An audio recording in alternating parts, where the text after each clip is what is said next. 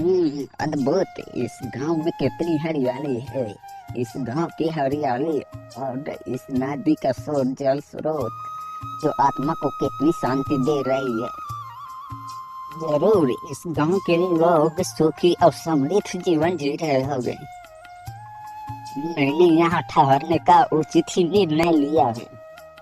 यहाँ एक साधु को अच्छी भिक्षा मिल सकती है और ठहरने का उचित स्थान भी। साधु महाराज गांव के ओर निकल पड़ते हैं। चलते चलते साधु महाराज एक घर के पास जाता है। भिक्षाम देही, कोई घर पर है जो इस साधु को एक रोटी खाने के लिए दे सकता है? तभी उस घर में से एक औरत निकलते है गुस्से में।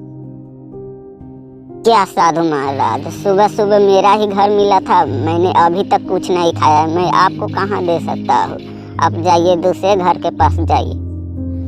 साधु महाराज निराश होकर वहाँ से दूसरे घर के पास जाते हैं। भिक्षाम देही, कोई है जो इस साधु को एक रोटी खाने के लिए दे सकता है? तभी उस घर में से एक औरत निकलता है। क्या साधु महाराज, मैंने 2 दिन से रोटी नहीं खाया, मैं आपको कहाँ से दे सकता हूँ? आप दूसरे घर के पास जाइए। साधु महाराज अनेक घर के पास जाता है पर कोई भी रोटी नहीं देता है साधु महाराज को। इस गांव के लोग कितने निर्दयी और स्वार्थी है। इस गांव में इतने संपत्ति होने के बाद भी मुझे एक रोटी खाने के लिए नहीं दे रहा है। मैं इस गांव को श्राप देता हूँ। यहाँ के खेत बंजर हो जाएगा, वृक्ष सूख जाएगा, नदी भी सूख जाएगा, यहाँ का जमीन बंजर हो जाएगा। साधु महाराज श्राप देकर वहाँ से चल देते हैं। श्राप के कारण सारे गांव सूखा हो जाता है और बंजर बन जाता है। सारे गांव वाले अपने इस हरकत पर बहुत शर्मिंदा होता है और उस साधु को खोजता है पर वो साधु महाराज कहीं भी नहीं मिलता है। रामू अपने गांव से लकड़ी काटने के लिए दूसरे गांव में जाता है।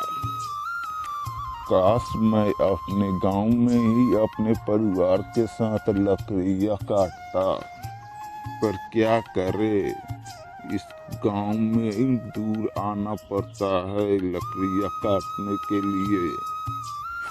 अब भगवान भी कैसा कैसा खेल खेलता है।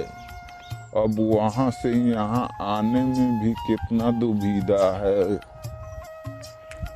पर क्या कर सकते हैं, अपने आजीविका के लिए यहाँ तो आना ही पड़ता है। तभी उतने में ही लकड़हारा को एक आवाज सुनाई देता है। कोई है जो इस साधु महाराज को मदद कर सकता है? कोई है? तभी वो लकड़हारा पीछे मुड़ कर देखता है। तभी एक साधु महाराज लेटे हुए होते हैं। वो लकड़हारा देखता है कि साधु महाराज को एक सांप ने काट लिया है। तभी लकड़हारा जड़ी बूटी लिया कर साधु महाराज को लगा देता है। फिर साधु महाराज ठीक हो जाता है। फिर लकड़हारा साधु महाराज को सारी बातें बता देता है। तुम सूखे गांव को बात कर रहे हो। मैंने ही उस सूखे गांव को श्राप दिया है, पर मैं अब जान गया हूँ उस गांव में हर एक इंसान स्वार्थी और निर्दयी नहीं है। पर मैं अब जान गया हूँ उस गांव में हर एक इंसान स्वार्थी और निर्दयी नहीं है। मैं उस गांव का श्राप वापस तो नहीं ले सकता हूँ, पर मैं तुम्हें उसे मुक्त करने का उपाय जरूर बता रहा हूँ। यहाँ से तुम दूर जाओ। एक दूर गांव के पास ढोलकपुर गांव में मोटू और पतलू नाम का व्यक्ति है, उसके पास तुम जाओ, तुम्हारी सारी परेशानियाँ दूर हो जाएगा। फिर लकड़हारा मोटू और पतलू के पास जाता है और अपनी सारी परेशानियां बता देता है। फिर मोटू और पतलू डॉक्टर झटका के पास फिर डॉक्टर झटका एक जादुई खंजर देता है और बोलता है कि इस खंजर को अपने गांव में हला देना, फिर सारी गांव पहले जैसा हो जाएगा। फिर लकड़हारा जाकर उस खंजर को अपने गांव में हला देता है और ठीक पूरा गांव हो जाता है पहले जैसा।